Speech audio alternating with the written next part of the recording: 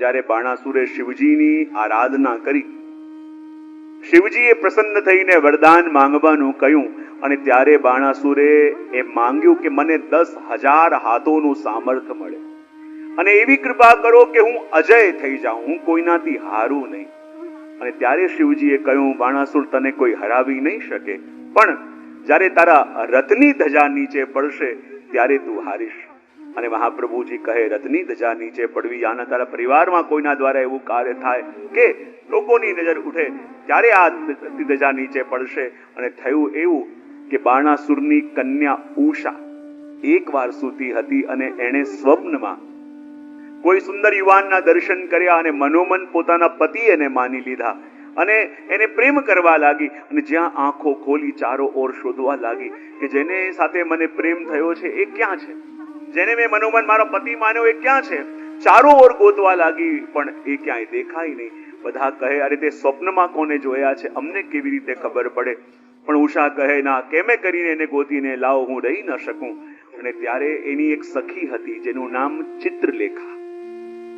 અને ચિત્રલેખા પાસે એવી શક્તિ હતી કે એની સામે જેનું પણ વર્ણન કરવામાં આવે એ વર્ણન સાંભળીને એવું ને એવું ચિત્ર બનાવી દીધું. ચિત્રલેખાને બોલાવવામાં આવી અને કહે, તમે વર્ણન કરો, તમે સ્વપ્નમાં કોને જોયા. નેત્ર બંધ કરીને એ ઉષાએ એનું સ્મરણ કર્યું અને કહે કે આવું એનું મુખ છે, આવા એના કેશ છે, આવા એના નેત્ર છે, આવી એની નાસિકા, આવા એના અધર છે. જેમ જેમ વર્ણન કરવા લાગી ચિત્રલેખા ચિત્ર બનાવવા લાગી અને જ્યાં વર્ણન પૂરું થયું ચિત્ર પણ પૂરું થયું. અને ચિત્રલેખા બતાવીને કહે, શું એ આવો લાગે છે? અને ઉષા એકદમ ઊભી થઈ ગઈ, અરે આ તો છે જેને મેં મનોમન મારા પતિ માન્યા છે. ત્યારે કહે કે જાણે છે આ કોણ છે? બોલે કોણ છે? બોલે આ દ્વારિકાધીશના પૌત્ર અનિરુદ્ધલાલજી છે, એની સાથે તારા લગ્ન કેમ થઈ શકે? બોલે કંઈ પણ થાય, મારે તો એમની સાથે જ લગ્ન કરવા છે. અને ચિત્રલેખાની મદદથી વાયુ માર્ગે જઈને અનિરુદ્ધલાલજી જ્યારે સૂતા હતા એમના પલંગ સાથે એનું હરણ કરીને લઈ આવ્યા અને ત્યાં રાખ્યા. અને જ્યારે અનિરુદ્ધલાલજી સાથે ઉષા વાતો કરતી તો એ વાતોનો અવાજ બહાર રહેલા દ્વારપાલને સંભળાતો અને દ્વારપાલે બીજાને વાત કરી કે રાજકુમારીના મહેલમાં કોઈ છે. અને સર્વત્ર જ્યારે વાતો થવા લાગી ત્યારે બાણાસુરની રથની ધજા નીચે પડી અને એમ કહેવાય કે નારદજી આવ્યા પ્રભુની પાસે ને કહેવા લાગ્યા, પ્રભુ આપનો આખો પરિવાર ક્યાં છે? બધાને બોલાવ્યા, બધા મળ્યા, પણ અનિરુદ્ધલાલજી ન મળ્યા. ત્યારે ખબર પડી એને તો બાણાસુરે કેદ કરેલા છે ને ત્યાં પ્રભુએ પધારીને એમને મુક્ત કરાયા. આગળ રાજા નૃગ રાજાનો પ્રસંગ પણ આવે છે કે જે નૃગ રાજાએ અનેક ગાયોનું દાન કર્યું હતું, પણ ભૂલથી એકવાર દાનમાં અપાયેલી ગાય બીજા બ્રાહ્મણને દાનમાં અપાઈ ગઈ અને એને શ્રાપ આપ્યો કે નર્ક યોનિમાં જઈશ. અને કાચિંડા રૂપે હતા પણ ભગવાને એનો ઉદ્ધાર કર્યો. આગળ દાઉજીનો પણ પ્રસંગ આવે છે કે દાઉજી ભગવાનને કહે છે કે અરે કનૈયા આટલો સમય થયો, ચાલ એકવાર આપણે બ્રજમાં જઈ આવીએ. ત્યારે ભગવાન કે દાદાજી દાદાભાઈ મારે ઘણું કાર્ય છે, આપ પધારો, અનુકૂળતા હું પણ આવીશ. અને ત્યારે દાઉજી પધાર્યા વ્રજમાં અને દાઉજીએ પધારીને ત્યાં દાઉજીએ પણ રાસ કર્યો છે એવો ઉલ્લેખ છે કે 5મા સ્કંદના 25મા અધ્યાયમાં જે નાગ કન્યાઓની કથા આવે છે કે જે વ્રજમાં ગોપી રૂપે પ્રગટી હતી અને દાઉજી શેષ અવતાર છે એની સાથે એનો સંબંધ હતો. અને એ કન્યાઓ સાથે દાઉજીએ રાસ કર્યો અને રાસ કરતા કરતા યમુનાજીને બોલાવ્યા. યમુનાજી ન આવ્યા ત્યારે દાઉજીની અંદર ભગવાનનો આવેશ આવ્યો અને ગૌર દાઉજી શ્યામ થયા. ત્યારે યમુનાજી પધાર્યા. અને એટલે આજે પણ જ્યાં જ્યાં આપણી હવેલીઓમાં દાઉજીનું સ્વરૂપ બિરાજે છે, દાઉજી છે ગૌર, પણ જ્યાં જ્યાં દાઉજીનું સ્વરૂપ બિરાજે છે ને શ્યામ સ્વરૂપ બિરાજે છે, પ્રભુના આવેશ યુક્ત. એ વર્ણન પણ કર્યું. આગળ ભગવાનના ગૃહસ્થાશ્રમનું પૌંડરકનો ઉદ્ધાર બી કર્યો, ગૃહસ્થાશ્રમનું વર્ણન પણ આવ્યું. અને ભગવાનને પહેલા રૂકમણીજીના પત્ર યાદ આવ્યા કે રૂકમણીજીએ પત્ર લખ્યો તો બહુ સારા અક્ષરો હતા, વિચારો પણ બહુ સારા હતા, પણ એ પત્રમાં લખ્યું હતું, પ્રભુ જેવા જ્ઞાની આપ એવી હું, જેવા સુંદર આપ એવી હું. અને પ્રભુએ કહ્યું પત્ર તો બહુ સારો હતો પણ એમાં આપ થોડું ઓછું અને હું કંઈક વધારે હતું. અને ભગવાને આવીને રૂકમણીજીને કહ્યું કે આપનું હરણ કરીને મેં બહુ મોટો અન્યાય કર્યો, ક્યાં હું ગોવાળ્યો અને ક્યાં રાજાના કન્યા આપ. જો હજી આપની ઈચ્છા હોય તો કોઈ બીજો શિશુપાલ ગોતવા જાઉં. અને ત્યાં રૂકમણીજી મૂર્છિત થઈને ઢળી પડ્યા કે પ્રભુ મારી આપની સાથે ક્યારેક પણ કોઈ સરખામણી ન થાય, કારણ કે આપ વિષ્ણુ છો અને હું લક્ષ્મી છું, આપ મોહન છો, સદા આપને આધીન રહેવા વાળી હું માયા છું. અને આગળ પ્રશ્ન પૂછાયો, કૃપા કરીને બતાવો કે અમે એવું સાંભળ્યું છે કે જ્યારે ભગવાન સાંદીપની આશ્રમમાં ભણતા ત્યારે ભગવાનની મિત્રતા એક બ્રાહ્મણ બાળક સાથે થઈ હતી. કૃપા કરીને એ અમને સંભળાવો. અને સુદામાજીનું ચરિત્ર સંભળાવતા અહીંયા કહી રહ્યા છે, કૃષ્ણસ્યાસિત સખાત કશ્ચિત બ્રાહ્મણો બ્રહ્મવિત્તમ વિરક્ત ઇન્દ્રિયાર્થેષુ પ્રશાંતાત્મા જીતેન્દ્રિય.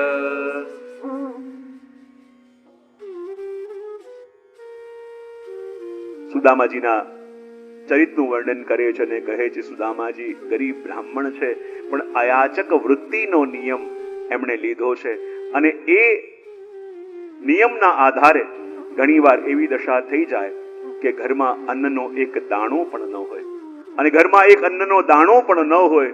અને એકવાર થયું એવું, 3-3, 4-4 દિવસ વ્યતીત થયા, ઘરમાં અનાજનો એક દાણો પણ નથી. પત્ની સુશીલા સુદામાજીને જઈને કહે છે કે આજે 4-4 દિવસ થયા છે, અન્નનો એક દાણો પણ નથી. નાના નાના બાળકો આવીને કહે છે કે મૈયા ભૂખ લાગી છે, મૈયા ભૂખ લાગી છે. અને ઘરમાં એક એક પાત્રને જુએ છે, પાત્રમાં કાંઈ જ નથી. અને એમ કહે છે કે બેટા ચિંતા ન કર, તમે સુવાનો પ્રયત્ન કરો, હું જરૂર તમારા માટે કંઈક બનાવું છું. અને વાસણોને અંદર જઈને ખટખટ કરે છે કે આજે પણ જો બાળકોને નિંદર આવી જાય તો આજનો દિવસ પણ કેમે કરીને નીકળી જશે. અને અંદર ઊભી ઊભી પ્રતીક્ષા કરે છે, પણ આજે મનમાં એટલી ગ્લાની થઈ કે સુદામાજીની પાસે આવીને કહે છે કે આપણે પણ કેવા અભાગ્ય માતા પિતા છીએ કે આપણા બાળકને એક સમયનું ભોજન પણ નથી આપી શકતા. સુદામાજી કે હું પણ શું કરી શકું? ત્યારે એના પત્નીએ કહ્યું કે આપ ઘણીવાર કહેતા હો છો કે ભગવાન દ્વારિકાધીશ આપના મિત્ર છે, અને બધા કહે છે કે એ તો ભગવાન છે, તો શું એકવાર આપને એને મળવા જઈ ન શકો? ત્યારે ભગવાને કહ્યું કે અમે મિત્ર ત્યારે હતા કે જ્યારે બંને સમાન હતા, બંને ભણતા હતા, વિદ્યાર્થી હતા, પણ હવે કાળચક્ર બદલાયો છે. એ દ્વારિકાધીશ છે અને હું સાધારણ ગરીબ બ્રાહ્મણ છું. જો મળવા પણ જઈશ તો લોકો એમ જ કહેશે કે જો પોતાની મિત્રતાનો લાભ ઉઠાવવા માટે આવી ગયો, અને એ વાત મારાથી સહન નહીં થાય. બોલે એ વાત તો સહન નહીં થાય, પણ ભૂખને કારણે યદી બાળકોને કંઈક થઈ ગયું તો શું એ સહન કરી શકશો? કે કેવા અભાગ્ય માતા પિતા, આપણે બાળકોને એક સમયનું ભોજન પણ ના આપી શક્યા. અને આ વાત સુદામાજીથી સહન ન થઈ. એમને કહ્યું ઠીક છે, હું કાલે જરૂર દ્વારકા જઈશ, પણ હું કંઈ માંગીશ નહીં. મને સામેથી આપે તો ઠીક છે, પણ મારી મિત્રતાને લજ્જા આવે હું કંઈ નહીં કરું. ને જ્યારે જવા માટે વિચાર કરે છે કે હું કાલે જરૂર જઈશ, પણ જઈને કંઈક માંગીશ નહીં. જ્યારે સામેથી કોઈ આવીને સામેથી મને કંઈક આપે તો વાત અલગ છે. પણ જઈને સુશીલા ક્યાંકથી થોડા પોહા લઈને આવી ગઈ, તાંદુલ લઈને આવી ગઈ અને એક પોટલી બાંધીને આપી કે જો જ્યારે પ્રભુ પૂછે કે ભાભીએ શું મોકલ્યું છે તો આ એમને આપજો. અને જ્યાં સવાર પડી અને સુદામાજી ચાલતા ચાલતા દ્વારિકા જવા માટે નીકળ્યા. આજે 4-4 દિવસથી અન્નનો એક દાણો પણ એમના પેટમાં ગયો નથી, અને ભૂખને કારણે ચાલતા ચાલતા મૂર્છિત થઈને ઢળી પડ્યા. અને જ્યાં મૂર્છિત થઈને ઢળી પડ્યા, પ્રભુ વિચાર કરે કે મારો તો સંકલ્પ છે કે જે એક ડગલું મારા તરફ વધે હું 10 ડગલા એની તરફ દોડીને જાઉં છું. અને ભગવાને ગરુડજીને મોકલ્યા અને સુદામાજીને લઈને દ્વારિકામાં પધરાવી દીધા. અને જ્યાં સુદામાજી જાગ્યા, પૂછવા લાગ્યા કે આ નગરી કઈ છે? બોલે આ તો દ્વારિકાધીશની નગરી દ્વારિકા છે. સુદામાજીને લાગ્યું કે અરે હું તો હમણાં ચાલતો નીકળ્યો હતો, આટલી જલ્દી કેવી રીતે આવી ગયો? ત્યાં કોઈને પૂછ્યું, કૃપા કરીને બતાવો કે દ્વારિકાધીશનું મહેલ ક્યાં છે? બધા ઉપરથી નીચે સુધી જુએ, કૃષ્ણ દેહ છે, ફાટેલી ધોતી પહેરી છે, તન ઉપર કોઈ વસ્ત્ર નથી, પગમાં પગરખા નથી, જરૂર કંઈક યાચના લઈને આવ્યા હશે. કહે કે ભૂદેવ, દ્વારિકાધીશ સવારના સમયમાં ભિક્ષા આપે છે. બોલે હું ભિક્ષા લેવા નથી આવ્યો, હું દ્વારિકાધીશનો મિત્ર છું. અમે બંને જોડે રમતા, જોડે ભણતા, બધા ઉપરથી નીચે જુએ છે, બોલ્યું કોઈ કંઈ નહીં, પણ બધાની આંખો કહી દે છે કે એમના ઉપર આજે કોઈ ભરોસો નથી કરતો. સુદામાજી કહે, यदि લોકોને સંશય હો તો મારો પરિચય પણ નહીં આપું. જેમ તેમ કરતા ચાલતા ચાલતા દ્વારિકાધીશના મહેલની બહાર આવ્યા. અને જ્યાં મહેલની બહાર આવ્યા અને ત્યાં એક મંત્રી જતા હતા, એમને કહ્યું કે હું દૂરથી આવું છું, પ્રભુને કહેજો કે એમનો મિત્ર સુદામા આવ્યો છે. અમે બંને જોડે હતા, જોડે ભણતા, જોડે રમતા. ચાહે પ્રભુને મળવાનો સમય ન હોય તો પણ કોઈ વાત નહીં, ખાલી પ્રભુને એટલું કહી તો દો કે એમનો મિત્ર સુદામા આવ્યો છે. અને જ્યારે મંત્રી અંદર આવ્યા, ભગવાન રાણીવાસમાં બિરાજતા હતા. ભગવાનને ઝૂલો ઝુલાવતી હતી રાણીઓ. અને ત્યાં જઈને મંત્રીએ કહ્યું, કૃપાનાથ, એક વિનંતી કરવા આવ્યો છું. બહાર કોઈ એક ગરીબ બ્રાહ્મણ આવ્યો છે અને તન પર વસ્ત્ર નથી, ફાટેલી ધોતી પહેરી છે, પગમાં પગરખાય નથી અને કહી રહ્યો છે કે પ્રભુ આપનો મિત્ર છે. ભગવાને કહ્યું, મારો મિત્ર કોણ છે? તો કહી રહ્યા છે કે નાનપણમાં આપ જોડે રમતા, જોડે ભણતા, અને કહી રહ્યો છે કે એનું નામ સુદામા છે. અને જ્યાં સુદામા નામ સાંભળ્યું, ભગવાન ઉભા થઈ ગયા, કેવા લાગ્યા, કોણ આવ્યું છે? બોલે સુદામા આવ્યા છે. બોલે ક્યાં છે? બોલે બહાર માર્ગ પર ઉભા છે. અને જ્યાં ભગવાને એ શ્રવણ કર્યું, પાદુકા પહેરવાનું પણ ભૂલી ગયા અને ખુલ્લા ચરણારવિંદથી દોડતા ભગવાન જઈ રહ્યા છે કે મારો સુદામા ક્યાં છે, મારો સુદામા ક્યાં છે? અને માર્ગમાં સુદામાજીને જ્યાં જોયા, ભગવાન ભેટી પડ્યા.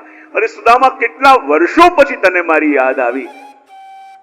અને સુદામાજીનો હાથ પકડીને જ્યાં ભગવાન અંદર લાવે છે અને બધા જોતા રહી ગયા કે એવું ત્યાં કોણ આવ્યું છે કે જેને લેવા માટે ભગવાન ભાગતા ભાગતા બહાર ગયા અને એનો હાથ પકડીને લઈને અંદર આવી રહ્યા છે. બધી રાણીઓ દંગ છે કે એવું આ કોણ આવ્યું છે. સ્વર્ણના સિંહાસન ઉપર ભગવાને સુદામાજીને બેસાડ્યા, ચરણોમાં પોતે બેઠા. સુદામાજીના બંને ચરણોને પોતાના ખોળામાં લીધા અને કહે, સુદામા, કેટલા વર્ષો પછી તને મારી યાદ આવી. ક્યાં એક સમય એવો હતો કે એકબીજા વિના રહી શકતા નતા, જોડે રમતા, જોડે ભણતા. આજે કેટલા વર્ષો પછી તને મારી યાદ આવી. સુદામાજી પ્રભુને જુએ, પ્રભુ સુદામાજીને જુએ. બંને એક શબ્દ પણ બોલી શકતા નથી, પણ ભગવાનની આંખોમાંથી દળ દળ આંસુ વહે છે. અને જ્યારે જ્યારે આ પ્રસંગ કહું, એક પ્રસંગ જરૂર કહું છું કે આવી જ રીતે બે મિત્રો જોડે રમતા, જોડે ભણતા, પણ કાળચક્ર એવો બદલાયો કે એક તો એ શહેરનો મોટો નગર શેઠ બન્યો અને બીજો સાધારણ ગરીબ રહી ગયો. હવે જે ગરીબ મિત્ર હતો એની એકની એક દીકરીના લગ્ન નક્કી થયા છે. 4 દિવસ પછી બારાત આવવાની છે, પણ એની પાસે એક ફૂટી કૌડી પણ નથી. ને ત્યારે એણે પણ એના પતિને કહ્યું કે 4 દિવસ પછી બારાત આવવાની છે અને આપણી પાસે એક ફૂટી કૌડી પણ નથી, લગ્ન કેમ થશે? અને જો બારાત ખાલી હાથે પાછી ગઈ તો દીકરીને કેવી રીતે મોઢું બતાવીશું? ત્યારે એ કહે કે હું પણ શું કહી શકું. ત્યારે એની પત્નીએ કહ્યું કે આપ ઘણીવાર કહેતા હો છો કે આ શહેરના જે મોટા નગર શેઠ છે એ આપના મિત્ર છે, જોડે રમતા, જોડે ભણતા, તો શું એમની પાસે મદદ માટે ન જઈ શકો? ત્યારે એણે પણ એ જ કહ્યું કે મિત્ર ત્યારે હતા જ્યારે બંને સમાન હતા. આજે બંને વચ્ચે બહુ મોટી ખીણ છે. એ મોટો નગર શેઠ છે, હું સાધારણ ગરીબ છું. મળવા જઈશ તો લોકો એમ જ કહેશે કે મિત્રતાનો લાભ ઉઠાવવા આવી ગયો અને મારાથી સહન નહીં થાય. બોલે એ તો સહન નહીં થાય, પણ દ્રવ્ય ન હોવાને કારણે જો બારાત ખાલી હાથે પાછી ગઈ તો શું દીકરીના આંખના આંસુ સહન કરી શકશો? એનાથી સહન ન થયું. એને કહું, ઠીક છે, હું મળવા જઈશ. અને આજે વર્ષો પછી એ ગરીબ મિત્ર પેલા નગર શેઠને મળવા માટે ગયો. એ પણ દોડતો દોડતો આવ્યો, એને ભેટી પડ્યો કે અરે મિત્ર, એક સમય એવો હતો કે એકબીજા વિના આપણે રહેતા નતા અને આજે આટલા વર્ષો પછી તને યાદ આવી. અરે એક શહેરમાં રહીએ છે, તું મળવા પણ ના આવ્યો. ત્યારે કહે કે 4 દિવસ પછી મારી દીકરીના લગ્ન છે, એની પત્રિકા આપવા આવ્યો છું. એને કહ્યું, મને ખબર છે લગ્ન છે અને હું કઈ પારકો થોડી છું કે મને પત્રિકા આપવી પડે, હું જરૂર આવીશ. પત્રિકા હાથમાં આપી અને પછી આંખોમાં આંસુ લઈને એને કહ્યું કે જો તારી ઈચ્છા હોય તો મને લગ્ન માટે 10,000 રૂપિયાની મદદ જોઈએ છે. એને કહ્યું કે અરે એમાં કઈ મોટી વાત નથી, ઉભો રે, હમણાં લઈને આવું. પેલો શેઠ ભાગતો ભાગતો અંદર ગયો, 10,000 રૂપિયા લઈને આવ્યા અને ગરીબ મિત્રના હાથમાં આપ્યો. એ મિત્ર કંઈ બોલી ન શક્યો, બસ આંખમાંથી આંસુ નીકળ્યા અને હાથ જોડીને સીધો બહાર નીકળી ગયો. અને જ્યાં એ ગરીબ મિત્ર બહાર ગયો, પેલો નગર શેઠ નીચે બેસીને જેમ એક બાળક રડે એવી રીતે ધ્રુસકે ને ધ્રુસકે રડવા લાગ્યો. અને જ્યાં ધ્રુસકે ને ધ્રુસકે રડવા લાગ્યો, એની પત્ની આવીને કહ્યું, તમારે મદદ કરવી હતી, મદદ કરી દીધી, હવે કેમ રડો છો? ત્યારે પેલા નગર શેઠે કહ્યું, હું એટલે નથી રડતો કે મારે કંઈ આપવું નતું અને આપવું પડ્યું. હું એટલે નતો રડતો કે મારે એને હેલ્પ નથી કરવી અને હેલ્પ કરવી પડી છે. હું તો એટલે રડું છું કે હું જાણતો હતો કે 4 દિવસ પછી એની દીકરીના લગ્ન છે. હું એ પણ જાણતો હતો કે એના ઘરમાં એક ફૂટી કોડી પણ નથી, તો પણ હું સામે ચાલીને એના ઘરે એની મદદ કરવા કેમ ન ગયો? શા માટે એને મારા ઘર સુધી આવવું પડ્યું, પોતાના નજરોમાં પડવું પડ્યું? એ વાત મને પીડા આપી રહી છે અને એ જ પીડા આજે દ્વારિકાધીશને થઈ રહી છે.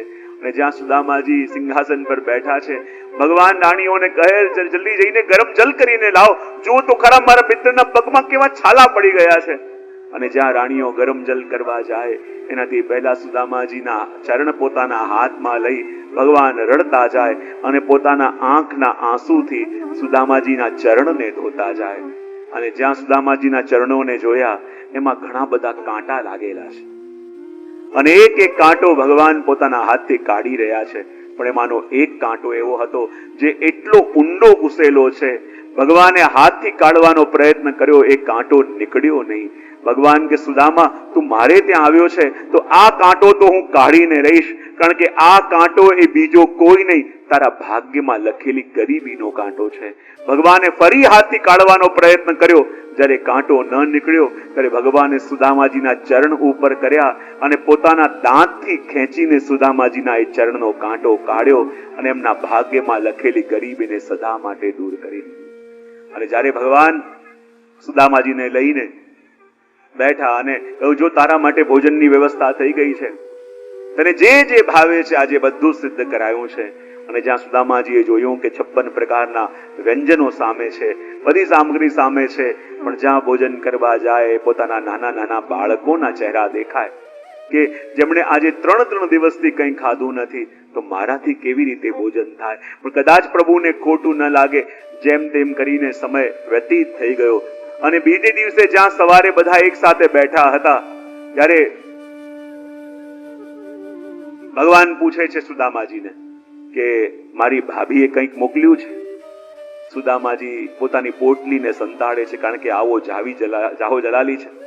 આવી જાહો જલાલી છે, પોતાની પોટલીને સંતાડવાનો પ્રયત્ન કરે. ભગવાને જોયું કે જરૂર કંઈક મોકલ્યું છે. એ પોટલીને છીનવી લીધી અને જ્યાં પોટલી ખોલી એમાં પોહા જોયા. બોલે, આ તો મને બહુ પ્રિય છે. ભગવાન એક મુઠ્ઠી અરોગ્યા, બીજી મુઠ્ઠી અરોગ્યા, અને જ્યાં ત્રીજી મુઠ્ઠી અરોગવા જાય, રૂકમણીજીએ હાથ પકડી લીધો. પ્રભુ, આ શું કરો છો? પહેલી મુઠ્ઠીના બદલામાં આપે કુબેરની સંપત્તિ આપી દીધી, બીજી મુઠ્ઠીના બદલામાં ઇન્દ્રની સંપત્તિ આપી દીધી, હવે ત્રીજી મુઠ્ઠી આપીને પોતાનું પણ સર્વસ્વ આપવા તૈયાર થયા છે. ભગવાને બધું આપી દીધું, પણ એક વાર પણ ખબર પડવા ન દીધી કે શું આપું છું. જ્યારે ભગવાન બિરાજ્યા, ત્યાં સુધી આસપાસ રૂકમણીજી જ હતા. અને જ્યારે કહ્યું કે ભાભીએ આ પોહા મોકલ્યા છે, એટલે ભગવાને તો અરોગ્યા, પણ પછી સુદામાજીએ ભગવાનને કહ્યું કે મારા ભાભી ક્યાં છે? એટલે ભગવાને ખુરશી મંગાવી કે પેલા બેસવું પડશે. બોલે, કેમ? બોલે, બધા સાથે પરિચય કરાવવાનો છે. બોલે, એમાં પરિચય કરાવવાનો શું છે? એમને એમ રૂકમણીજી ઉભા છે, પરિચય કરાવી દેશે. પણ સુદામાજીને ભગવાન કે ના, ટાઈમ લાગશે આમાં. અને જ્યાં સુદામાજીને બેસાડ્યા અને પેલા રૂકમણીજીને બોલાવ્યા કે આ તમારા ભાભી, અને ભૂદેવના આશીર્વાદ લો. અને જે આશીર્વાદ લીધા એટલે સુદામાજી બોલ્યા, અખંડ સૌભાગ્યવતી ભવ, પુત્રવતી ભવ. અને પછી કહે, પછી આવ્યા જાંબતીજી, પછી સત્યભામાજી, એક એક કરીને આવતા જાય. સુદામાજી કે આ કોણ? બોલે, તમારા ભાભી છે. એમ કરતા કરતા વાત જયારે 150, 200, 250 પહોંચી. અને સુદામાજી કહે કે હવે કેટલું બાકી છે? બોલે, હજી ઘણી લંબી લાઈન છે. અને પહેલા તો સુદામાજી બોલતા હતા, અખંડ સૌભાગ્યવતી ભવ, પુત્રવતી ભવ, ઈશ્વરી ભવ બોલતા હતા, પણ હવે ચાલુ કર્યું ખાલી પુત્રવતી ભવ, ક્યારેક અખંડ સૌભાગ્યવતી ભવ. એમ કરતા કરતા વાત જયારે 5000, 7000 સુધી પહોંચી, પછી તો ભવ ભવ ભવ. હાથ દુખી ગયા, ગળું બેસવા આવ્યું, માથું ચડવા લાગ્યું. પૂછે કે હવે કેટલું છે? બોલે, હવે અડધે પહોંચ્યા છે. સુદામાજી કહે કે ઠેઠ કેમ પહોંચાશે? એવું ભગવાન કે એવું કરું કે હું બધાનો નાથ છું તો આપ બેઠો, હું આપને દંડવત કરું અને મને આશીર્વાદ આપી દો તો બધાને આશીર્વાદ મળી જાય. અને ભગવાન સુદામાજીના ચરણોમાં દંડવત કર્યા અને સુદામાજીએ પ્રભુના માથે હાથ મૂક્યો તો કહે કે હવે બધાને આશીર્વાદ મળી ગયા. અને જ્યારે સુદામાજી બીજે દિવસે કહે કે આટલા દિવસ થયા કે મારે મારા ઘરે જવું છે, એમ હતું કે કદાચ ભગવાન રોકશે, કંઈક આપવાનો પ્રયત્ન કરશે, પણ ભગવાનને ન રોક્યા, ન કંઈક આપવાનો પ્રયત્ન કર્યો અને કહ્યું કે હા સુદામા, આજે તું જઈ શકે છે, પણ જે પિતાંબર પહેર્યું છે ને એ મૂકીને જજે, મારું છે. સુદામાજીને લાગ્યું કંઈક આપ્યું તો નહીં, જે આપ્યું તો એ લઈ લીધું. અને ચાલતા ચાલતા જ્યાં સુદામાજી પોતાના ઘરે આવ્યા, શું જોયું કે જ્યાં પોતાની કુટિયા હતી ત્યાં ભવ્ય મહેલ બનેલો છે. પૂછે કે મારી કુટિયા ક્યાં ગઈ? બોલે આ મહેલ કોનો છે? તો કહે કે આ તો મહારાજા સુદામાનો મહેલ છે. એમને લાગ્યું કે હું દ્વારિકા ગયો, જરૂર કોઈ સુદામા નામના રાજાએ આક્રમણ કર્યું હશે અને આ નગર જીતી મહેલ બનાવવા માટે મારી કુટિયા હતી એ જગ્યા એને ગમી. વિચાર જ કરતા હતા ત્યાં જ રાણીઓ જેવા વસ્ત્ર પહેરીને પોતાની પત્નીને આવતા જોઈ, રાજકુમાર જેવા વસ્ત્ર પહેરી પોતાના બાળકોને આવતા જોયા અને પ્રભુની બધી લીલા સમજાઈ ગઈ કે પ્રભુ આ દુનિયામાં બધા આપે, પણ આપીને સ્મરણ પણ કરાવે કે પહેલું મેં આપ્યું હતું. પણ એક ભગવાન આપવા વાળા છે, જેને બધું આપણને આપ્યું પણ એવી રીતે આપ્યું કે લેવા વાળાને લાગવા લાગ્યું કે વસ્તુ પહેલેથી મારી હતી. અને આપણે કહીએ કે હું પ્રભુને આપું.